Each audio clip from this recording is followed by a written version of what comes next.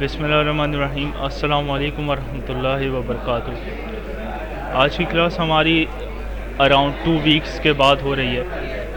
तो इन 2 वीक्स के अंदर हमने कोई चीज़ डिस्कस नहीं की और हमने सिलेबस के हवाले से भी कोई बात ऐसी अहम डिस्कस नहीं की है। आपके सिलेबस के अंदर 6 चैप्टर्स का एडिशन हो गया है। 3 चैप्टर्स के जो आपने मंथली टेस्ट के अंदर प्रिपरेशन की थी, जिसके अंदर लाइंस एंड एंगल्स सिर्फ मियरली एमसीक्यूज डिस्कस हुए थे।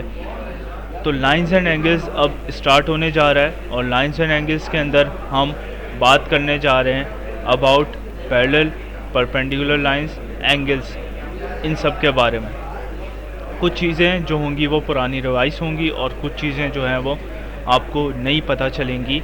एक आपका इंटरैक्टिव आज का सेशन होगा इंशाल्लाह, तवज्जो दीजिएगा और उसके ऊपर अपने नोट्स प्रिपेयर करिएगा।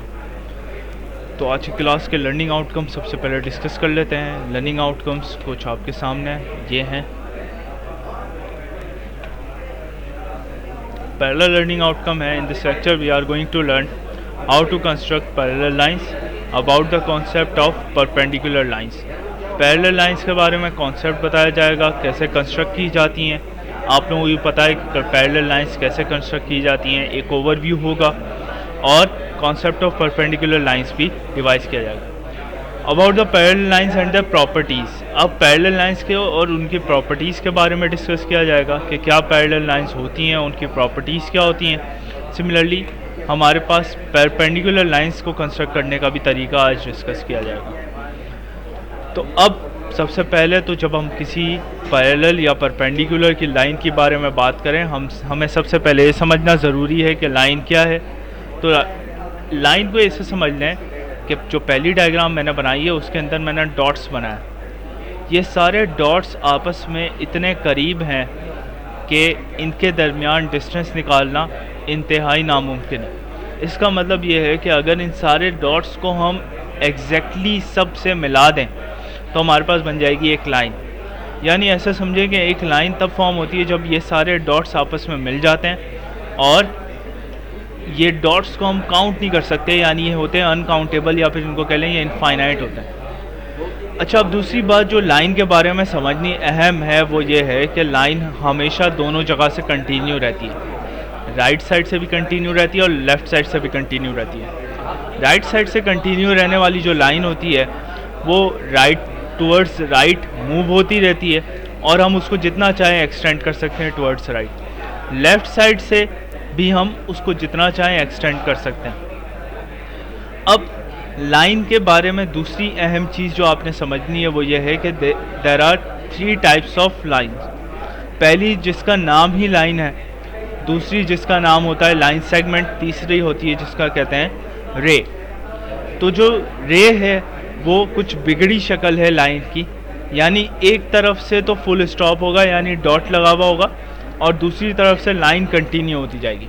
फॉर एग्जांपल अगर लाइन को अगर देखा जाए तो यहाँ पर आपके सामने डायग्राम बनी हुई है और लाइन के अंदर दोनों जगह पे क्या है, एरो बना हुआ है। लेकिन अगर हम रे को देखें तो रे में एक जगह पर डॉट है, यानी यहाँ से मैं इसको आगे कंटिन्यू नहीं कर सकता। ये बात गलत होगी, ये कॉन्सेप्ट के गलत है।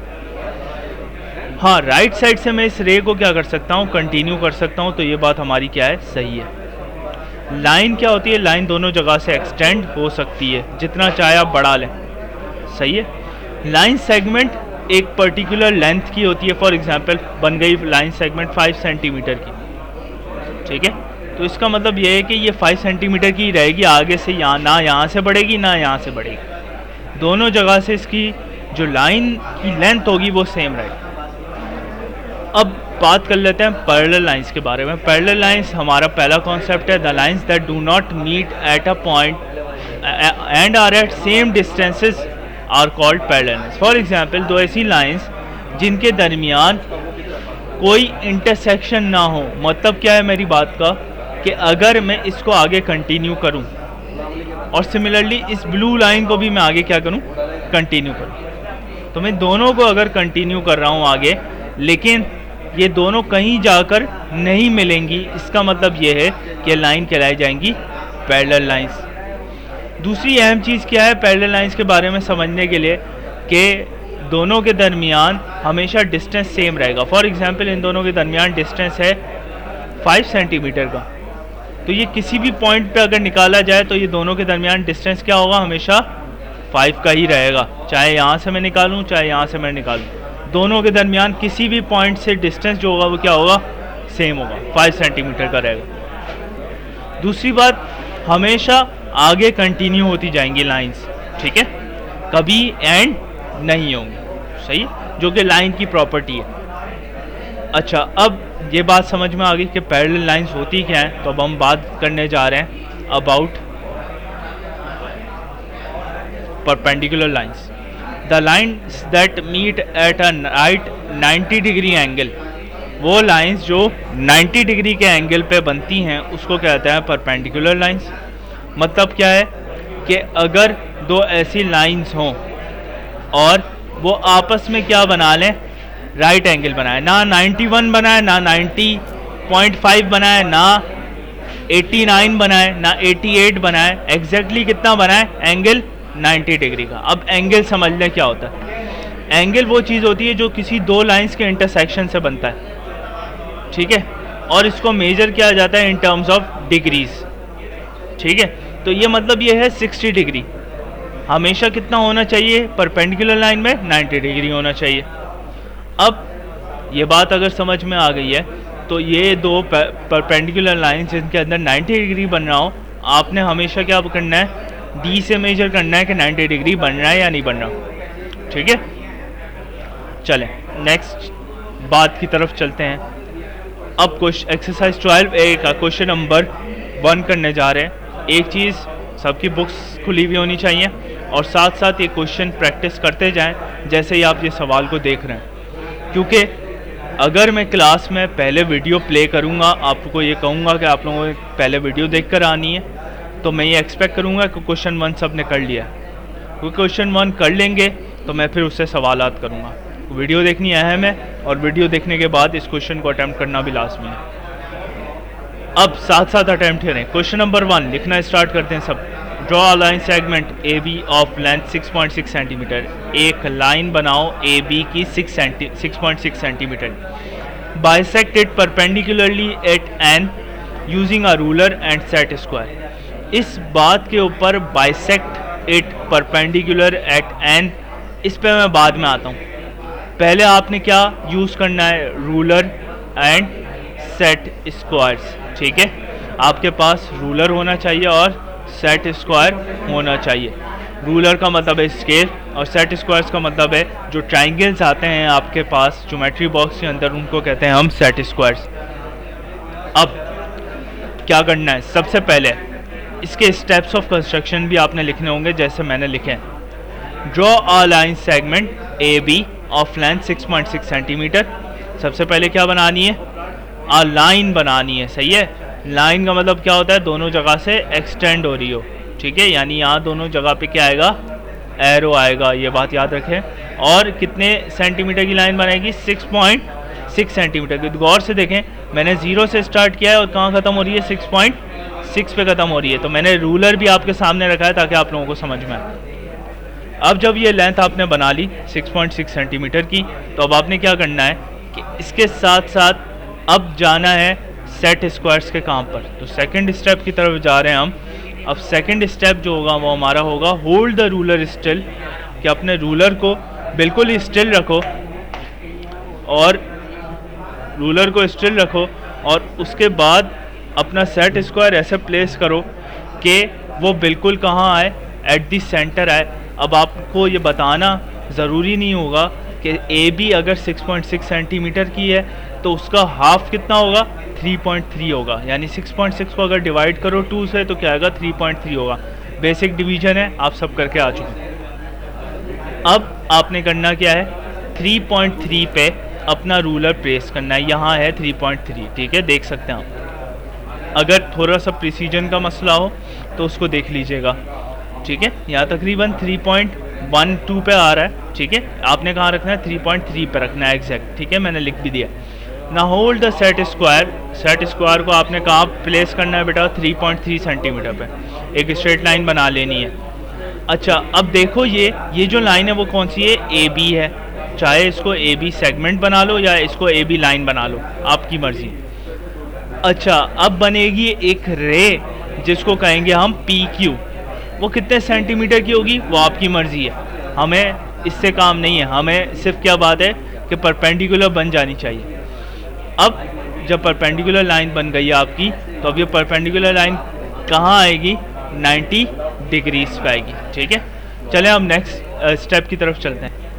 अच्छा अब नेक्स्ट स्टेप के अंदर आप देखेंगे कि अब हमने लोकेट करना है एंगल 90 डिग्री का। याद रखिएगा कि 90 डिग्री जब भी बनता है तो उसके लिए हम बनाते हैं एक स्क्वायर। ठीक है, इस तरीके से जिस तरह यहाँ बनाया हुआ है। ठीक है, ऐसे बनेगा, ये स्क्वायर बनेगा। और तमाम एंगल्स में कैसा साइन बनेगा, ऐसा साइन बनेगा। ठीक है, ये बात याद रखिएगा। फॉर एग्जांपल मैंने ये एंगल बनाया है तो उसके अंदर मैंने कैसा निशान बनाया है, ऐसा निशान बनाया है। लेकिन जहाँ मैं 90 डिग्री बनाऊंगा तो 90 डिग्री में कौन सा निशान आएगा, स्क्वायर का निशान आएगा। अब क्या कर देना है, नाउ लोकेट द एंगल। कहाँ एंगल लोकेट हो रहा है, पी पे बन रहा है। ठीक है, और कितना बन रहा है, 90 डिग्री का बन रहा है। अब हम देख सकते हैं कि एंगल क्या है, ए पी क्यू। कितना है ये एंगल, 90 डिग्री का है। तो हमने यहाँ बात अपनी ख़त्म कर दी कि अब ए पी क्यू जो एंगल आ गया वो हमारे पास 90 डिग्री का है। अच्छा अब ये समझ लें कि एंगल लिखते कैसे हैं। तो देखें एंगल की मैथमेटिकल लैंग्वेज के अंदर जो तरीका होता है वो होता है एंगल का निशान बनाना, जैसे मैंने यहाँ बनाया हुआ है, जैसे आप यहाँ देख सकते हैं। फिर दो ऐसे पॉइंट्स लेना जिनके दरमियान में एंगल बन रहा है। किन दो के दरमियान बन रहा है, ए और क्यू के दरमियान बन रहा है, पी पर। यानी पहले लिखा जाएगा ए, तो अब एंगल लिखा आपने, अब ए पहले आ रहा है तो ए पहले लिख लिया। फिर बीच में क्या आ रहा है, पी आ रहा है, तो पी पे हमने बना लिया अपना कैप। ठीक है, क्योंकि एंगल किस पे बन रहा है, पी पे बन रहा है। एंड में आ गया क्यू। ठीक है, तो ये क्यू आ चुका, तो अब ये बन गया ए पी क्यू। तो ये एंगल का नाम क्या है, ए पी क्यू है। और ये कितना है, 90 डिग्री का है। इसका मतलब है इसका आंसर होगा 90 डिग्री। अच्छा आप ऐसे भी कर सकते हैं कि बी पी क्यू, क्योंकि बी और क्यू के दरमियान भी 90 डिग्री बन रहा है, तो बी पी क्यू। ये मैं आप पे छोड़ता हूँ कि आपने कौन सा अच्छा लग रहा है आपको, वो आपने लिख देना है। आप चाहें तो यहाँ पर बी पी क्यू लिख सकते हैं। तो ये हो गया क्वेश्चन नंबर 1 सॉल्व। इसके हवाले से कोई सवाल हो तो नोट कर लें, क्लास में पूछ लीजिए। अच्छा अब बात करने जा रहे हैं व्हाट इज़ अ ट्रांसफर्स। तो ट्रांसफर्स क्या होती है, ट्रांसफर्स ऐसी लाइन होती है जो दो पैरेलल लाइंस को क्या करती है, कट करती है। फॉर एग्जांपल अब मैंने इन दोनों का नाम रखा है, इसका नाम रखा है ए और इसका नाम रखा है बी। ठीक है, इस पॉइंट का नाम ए, इस पॉइंट का नाम बी। ये लाइन कहलाएगी ए बी। सिमिलरली ये लाइन कहलाएगी सी डी। ठीक है, और मैं उसको एक ट्रांसवर्सल से कट कर रहा हूँ, ये लाइन कहलाई जाएगी पी क्यू। ठीक है, बात समझ आ गई। तो तीन लाइन है हमारे पास, A B C D P Q. अब देखें अब ट्रांसवर्स क्या होती है। ट्रांसवर्स वो लाइन है जो दो पैरेलल लाइंस को क्या करे, कट करे। दो पैरेलल लाइंस कौन सी हैं इनमें से, आप भी बता सकते हैं। ए बी और सी डी आपस में क्या है, पैरेलल है। ट्रांसवर्स कौन सी कहलाएगी, जो इन दोनों को क्या कर रही है, कट कर रही है। ए बी को यहाँ पर कट कर रही है और सी डी को कहाँ कट कर रही है, यहाँ कट कर रही है। तो ट्रांसवर्स जब भी कट करेगी कितने एंगल बनेंगे, 4 एंगल बनेंगे। एक एंगल इधर बनेगा, दूसरा एंगल यहाँ बनेगा, तीसरा एंगल यहाँ बनेगा और चौथा एंगल यहाँ बनेगा। अब आप ये प्रिडिक्ट कर सकते हैं कि यहाँ भी कितने एंगल बनेंगे, सी डी पर 4 एंगल बनेंगे। एक इधर बनेगा, एक इधर बनेगा और एक इधर, और इन द लास्ट यहाँ पर। अब हम ट्रांसफर समझने के बाद एक नए कॉन्सेप्ट को डिस्कस करेंगे, टाइप्स ऑफ एंगल्स। देखें आप टाइप्स ऑफ एंगल्स पहले पढ़ के जो आ चुके हैं वो भी सही है, और जो मैं टाइप्स डिस्कस करने जा रहा हूँ वो भी सही है। पहले हमने जो टाइप्स पढ़े थे वो 3 थे। एक कहलाया जाता था सप्लीमेंट्री, एक कहलाया जाता था कॉम्प्लीमेंट्री, और इन द लास्ट तीसरा कहलाया जाता था स्ट्रेट एंगल। ठीक है, सप्लीमेंट्री क्या होते हैं, सप्लीमेंट्री वो होते हैं कि जिनका सम किसके बराबर आ जाए, 180 के बराबर आ जाए। फॉर एग्जांपल मैंने कहा 90, 85 और 5। क्या कहा मैंने? 90, 85 और 5। ये कौन से हैं? ये वो हैं जिनको प्लस करने से क्या आता है, क्या आता है? 180 आता है। ठीक है, यानी ये कहला जाएंगे सप्लीमेंट्री। ऐसे एंगल्स जिनको प्लस करने से 90 आए उसको कहते हैं कॉम्प्लीमेंट्री। फॉर एग्जांपल मैंने लिखा 45, 45। ठीक है, इन दोनों को प्लस करने से क्या आया? 90 आया, यानी ये हो गए कॉम्प्लीमेंट्री। इसको क्या कहेंगे? कॉम्प्लीमेंट्री। और इनको क्या कहेंगे? सप्लीमेंट्री। ठीक है, अब ये दो एंगल्स हम पढ़ के आ चुके हैं। स्ट्रेट कौन सा होता है? स्ट्रेट एक ही एंगल होता है, वो कौन सा है? 180। अच्छा, इसके साथ साथ एक और भी हमने पढ़ा था, अगर आप लोगों को याद हो तो 90 को क्या बोलते हैं? राइट।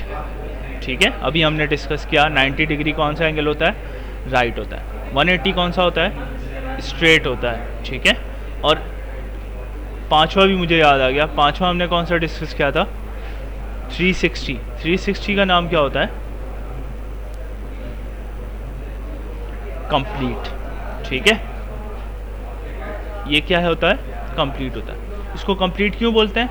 क्योंकि एक सर्कल के अंदर तमाम एंगल्स के किसके बराबर होते हैं? 360 के बराबर होते हैं। एक सेमी सर्कल के किसके बराबर होते हैं? 180 के बराबर होते हैं। और एक क्वार्टर सर्कल के किसके बराबर होते हैं? 90 के बराबर होते हैं। ठीक है, एक सर्कल और ये सेमी सर्कल और ये क्वार्टर सर्कल। क्वार्टर सर्कल ऐसे बना रहा हूँ। ठीक है, चले, ये 5 तरह के हमने एंगल्स दोबारा डिस्कस कर लिए। अब जो हम बात करेंगे वो बात करेंगे about different types of angles जो आपने पढ़े नहीं हैं इस क्लास के अंदर। तो क्लास 7 के अंदर जो अब हम बात करने जा रहे हैं वो 4 डिफरेंट एंगल्स के बारे में बात करने जा रहे हैं। तो तवज्जो दीजिएगा, अब नया कॉन्सेप्ट शुरू हो रहा है।